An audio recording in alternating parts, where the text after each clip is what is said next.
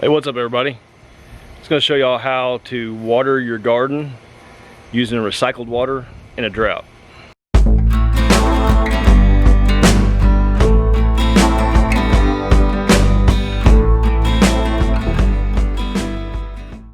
So if you watched one of our recent videos, you saw that we cleared out a bunch of the dead stuff in our garden, leaving about, I don't know, 2/3 or more of our garden open.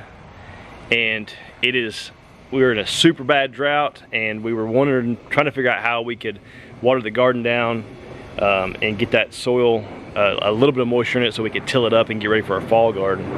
Well, it just turns out that we were having to tear our pool down. If you watch our channel, our pool normally doesn't look like that. But we were talking about just pouring the water out, you know, just draining it down on the ground, and then we had an idea. That's our pool water, watering our garden. Now it's about 6 o'clock in the evening. We're gonna leave it running until probably bedtime.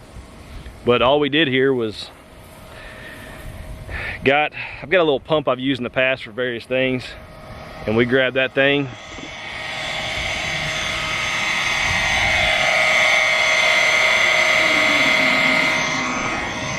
and hooked it up, and it's running that little sprinkler just fine. I tried to run my bigger sprinkler that I normally use, it wouldn't run that, but it's running this little turnaround one good. So feel kind of good, at least we're not wasting the water. It's going to a good use. So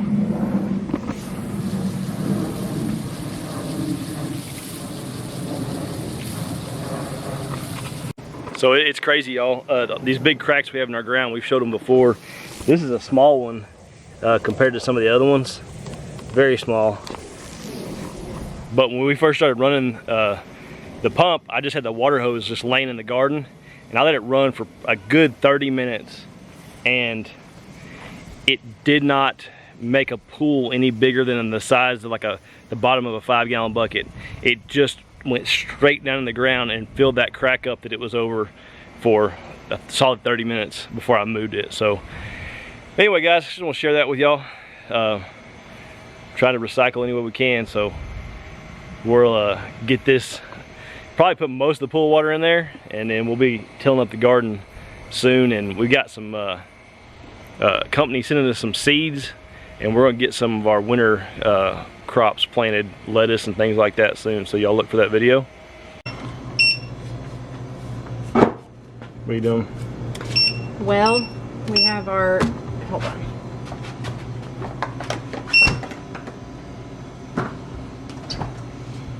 We have our new pig coming this week, and so I'm marking all the old stuff so we know what's new. So X indicates old. So we'll use that first. Yep. That's all tamales from our deer. Still put an X on there just so we can see it at a glance.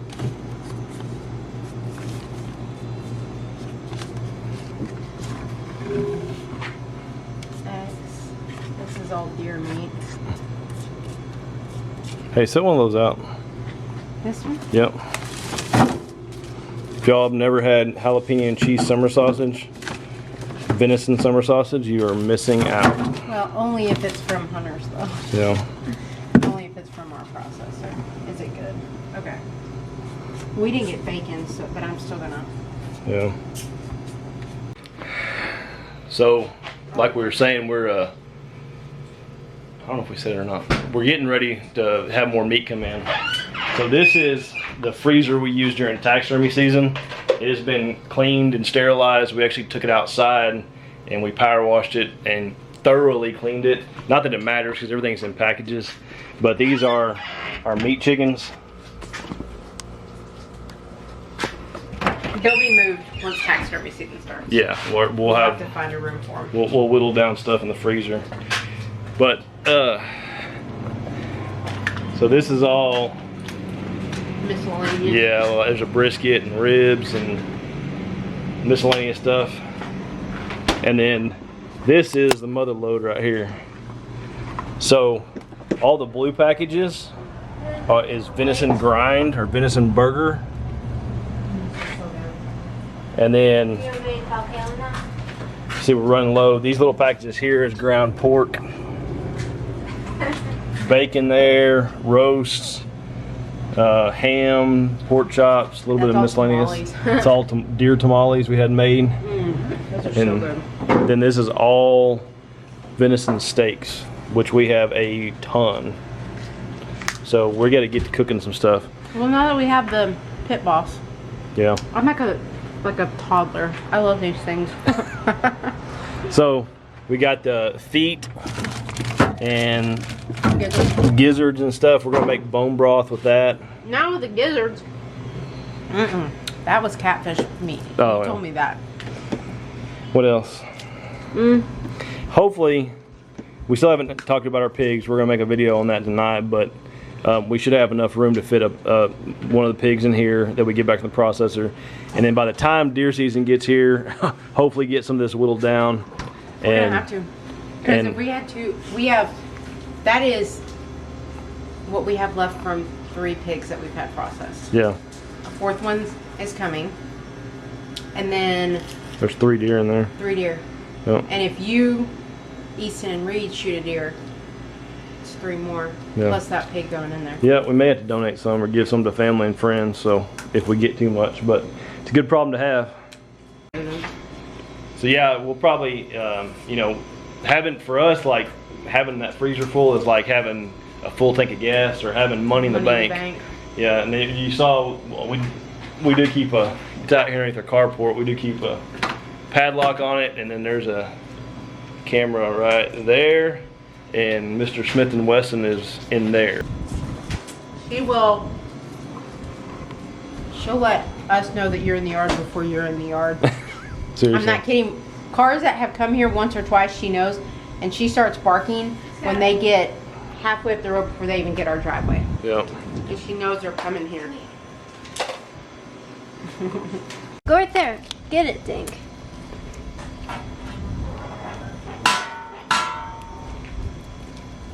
She eats the gross flavors that none of us want. Wait, let's have it on camera so you can. Can you, Mom? The first step is always admitting you have a problem. Hello, my name is Tobin, and I'm addicted to barbecue grills. 1, 2, 3, 4, 5. If we're being honest, you actually have another Blackstone for the lease. And I have 2 portable grills. And he has 2 portable grills, so. I have 1 portable grill that it breaks down, but then it's the size of that one when it's. So he actually has 7. And then I think I got 1 at the lease too. So if you've watched our channel for years, there's probably like 4 or 5 of you that have, but you know that our pool is one of the most, I guess, trademark things of our channel, and we're having to drain it. We're having to drain it for a number of reasons. That it was time, I guess, is the main reason. The legs had started rusting this summer. We've had this up for, this will be going into our 4th year. We've had it up for 4 years, not taking it down one time. It survived 2 freezes and 2 very heavy freezes. And this summer has just been hard. You guys know we preach it and we've said it over and over again how hard summer in Texas has been this year. So I had been noticing that it was a little bit harder to keep it clean, which I was fighting the heat, and the heat was just zapping all the chemicals, so I was constantly having to clean it. But it was a little bit more unruly than normal, which was getting a little frustrating. But we had noticed the legs had started rusting. I'll show you guys. I'll walk over there and show you guys. But we had noticed that they had started rusting, and we thought, okay, well, how about we just replace the legs? Because then the liner was in good shape at the time. It's kind of loud, so I'll show you real quick and then I'll go away from it. So right here you can see the leg was starting to rust, and then right there. So we thought we were just going to replace the legs, but it was also losing water a lot faster than it should. I know the sun yeah, evaporates the water, but it seemed to be going faster than it normally would. And this week the boys were in the pool and they came in, they're like, Mom, there's a hole in the bottom of the pool. There's like a pea-sized hole right in the bottom of the pool, which made sense of why we were losing water.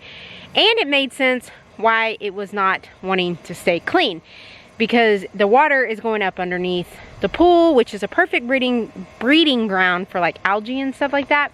And it was just putting it right back into the pool. And so after much consideration, and the summer's winding down, I mean, it's still going to be in the hundreds until September, but the boys go back to school in a couple weeks, Sarah goes back to school in a couple weeks, and so it's like, it was just time. So we're draining it, like Tobin told you though, we're reusing the water and we're going to saturate the garden. I mean, saturate it. Hopefully it'll buy us a week or two, and maybe we'll get some rain. I don't know, it's not looking too promising, but for now, so the 5M pool is going down after being up for almost 4 years. It is a great pool. I'm hoping I can find another one on clearance as the summer's going away, because we will be putting this exact pool right back up next year. Loved it, highly recommend it. You guys know that. I have several videos on my pool. It's a little bit sad though to see it going down. It's been such a staple in the backyard, but it's okay. We'll get another one. 7 o'clock and it's finally cool enough for them to come out of their shade and start kind of walking around the yard. We have fed them cantaloupe and watermelon. We've kept fresh water, watered down the yard for them. And we're just gonna keep doing what we're doing. Hopefully we'll keep them through the summer.